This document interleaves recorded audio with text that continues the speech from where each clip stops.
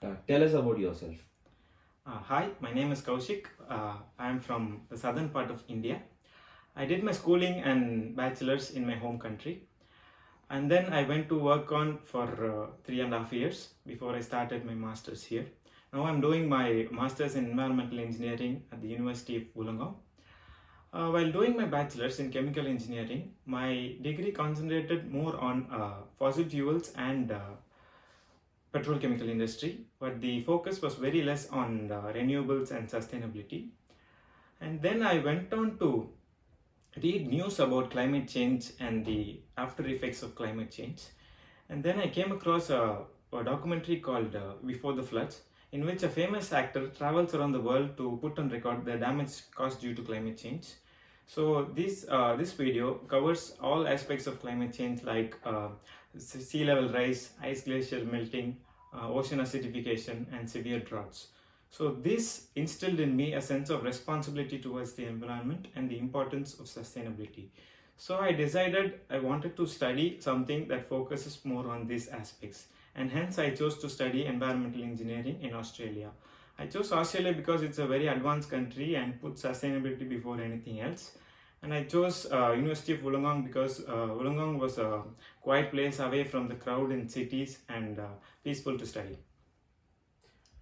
So, can you describe a time where you had to work in a diverse team? What challenges did you face and how did you overcome them? During my time as a software developer from 2015 to 2017, I had to work with a diverse range of people in all my assignments.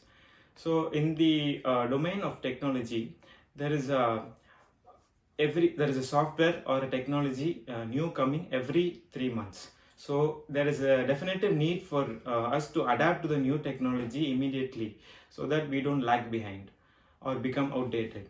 So for adapting a new technology, we had to convince a lot of people regarding our decisions. So the stakeholders are many. Some of the stakeholders include my fellow developers, testers, managers, and marketers, and more importantly the customers, who have no idea about what technology you're using inside.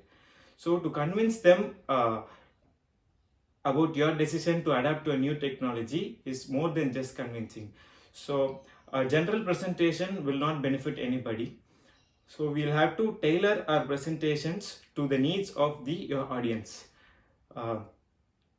What they expect is whatever change you make, how will that change affect them or benefit them? So understanding your customers is the most important aspects of that job. So a definitive understanding of your customers' needs is the most important aspect needed for a technology adaptation. This is a very important lesson I learned from my manager. Can you please describe a time when you have used your technical competence to solve a problem which resulted in a positive or productive outcome? When I was 2 years into my time as software engineer in Zoho Corporation, suddenly 4 of our senior members had resigned the job. So there was an immediate need for freshers, and they immediately recruited 4 new members into our team. So this doesn't happen very often. So there were more freshers than seniors in our team, and in that company there was no procedure to train people and then allocate them into the teams. They were directly allocated into the teams, and the team will train them according to their needs. So due to lack of senior people, I was promoted to a position of mentor to teach the freshers and explain them the work, allocate tasks to them, and also get the work done from them. So 2 years was very less time to get that promotion. Usually to be upgraded to a position of mentor takes 4 or 5 years. So achieving that promotion within 2 years was a milestone in my career. That was due to my technical competencies and my technical knowledge. I had spent 2 years with more focus on technology and the technical aspects rather than the marketing aspects. So that helped me promote myself to a position of mentor. As a position of mentor, I had a lot of learning in that role. So by teaching people, you learn more. So you understand, you put your knowledge to test, as well as get broader perspectives on things. So teaching was a very important aspect to my knowledge expansion as well. Do you have any questions for us? I do have a few questions. First one is that how will a typical day be like in the role of this engineer? And my second question would be, uh, how do you define success in this role? So I wanted to ask these questions because each company has their own definition of success.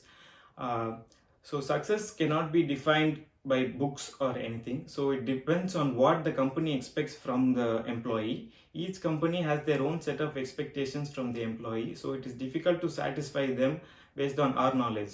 So I thought it is better to ask and know what the expectation is before I could deliver my work towards this job.